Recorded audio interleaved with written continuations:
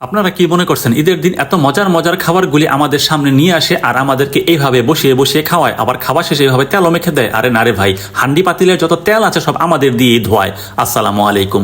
ঈদের ভোরটা আমাদের ছেলেদের জন্য অনেক বেশি গুরুত্বপূর্ণ, মেয়েদের জন্য তো অবশ্যই। আমরা সকালবেলা উঠে গোসল টোসল করে সুগন্ধি মেখে ঈদগাহে যাব, আর সবাই যখন ঈদগাহে যাবে তারও 1 ঘন্টা আগে মিনিমাম আমার যেতে হয়। ঈদগাহে যাওয়ার আগে কোনো একটা মিষ্টি জাতীয় খাবার খাওয়া সুন্নত। আমি আসলে আম্মুর এই ফিন্নি বা শ্যামাই কোনো একটা কিছু খেয়ে চলে যাব, এটা সব সময়ের রেওয়াজের মধ্যে চলে এসেছে। আম্মুর হাতে এই ফিন্নিটা অসাধারণ। আমি আসলে ঈদগাহে চলে এসেছি।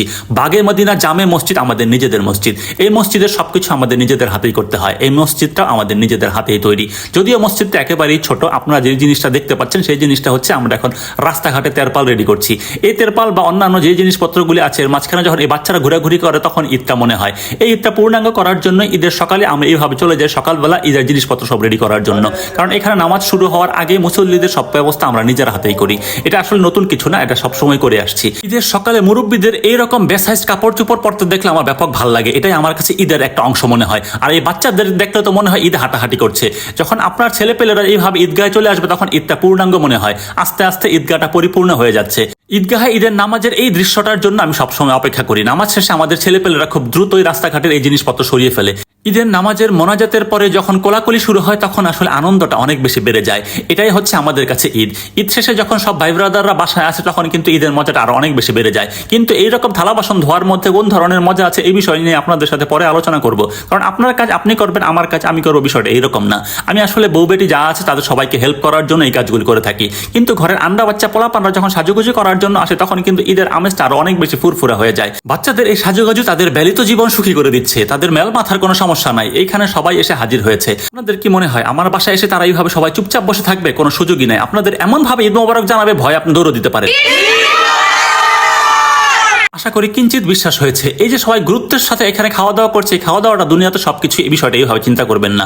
এত এত খাবারের মধ্যে কোন খাবারটা মিস হয়েছে এই বিষয়টা নিয়ে আলোচনা করার জন্য এই মুহূর্তে কোনো সুযোগ নাই, কারণ আমরা সবাই খাওয়া দাওয়া নিয়ে ব্যস্ত আছি। এত খাওয়া দাওয়ার মাঝখানে আপনাদের একটা কথা বলে রাখতে চাই, কারণ অনেকেই আসলে নানান ধরনের উদ্ভট কমেন্টস করেন। এটা একটা জবাব দিচ্ছি।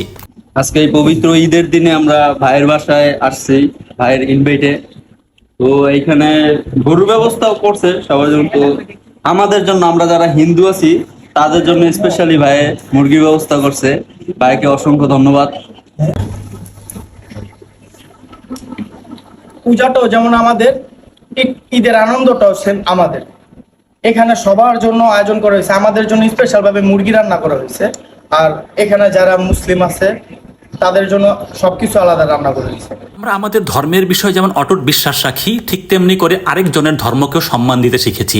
এখন এই শিক্ষার মাঝখানে আপনি কতটুকু থালা বাসন ধোয়া শিখেছেন সেই বিষয়টা আবার গুরুত্বপূর্ণ, কারণ আপনি নিজে নিজে খেয়ে চলে যাবেন আর এই থালা বাসন আরেকজন ধোবে, এই বিষয়টা আসলে এই জায়গায় চলবে না। থালা বাসন ধোয়ার জিদ্দে নাকি অন্য কোনো জিদ্দে এই সিরিজের জহিরুল পিড়াইতেছে, বিষয়টা ঠিক বুঝলাম না। মারামারি বাদ দিয়ে এদিকে দেখেন প্রত্যেকের বউ তার জামাইকে কি সুন্দর করে সাজিয়ে দিচ্ছে, কি অপরূপ দৃশ্য। এই দৃশ্য দেখার পরে আরেকজনের প্রেম উতলিয়ে উঠলো কিনা জানি না। অন্যের বউ অন্যের জামাইকে সাজাচ্ছে, এটা থেকে সাবধান থাকতে হবে। প্রেমহীন এতিম শুভ কি এ কারণে বিবাহ করছে না?